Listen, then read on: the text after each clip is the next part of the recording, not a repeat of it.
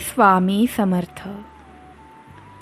देव म्हणतो, माझ्या लाडक्या बाळा, हे जाणून घे की उद्या तुझ्यासोबत काहीतरी धक्कादायक घडणार आहे, जे तुझी सर्व दुःखे दूर करेल आणि पुढील 3 तासात अनुभव आल्याशिवाय राहणार नाही. या क्षणी दुर्लक्ष करून चालणार नाही. कोण म्हणालं तुझ्या इच्छा पूर्ण होणार नाहीत?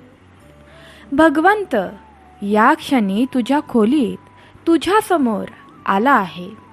आता तुझी इच्छा पूर्ण झाल्याशिवाय देव शांत बसणार नाही. जेव्हा जेव्हा तुमचे हृदय भरते आणि तुमच्या डोळ्यातून अश्रू वाहतात, तेव्हा नेहमी 3 गोष्टी लक्षात ठेवा.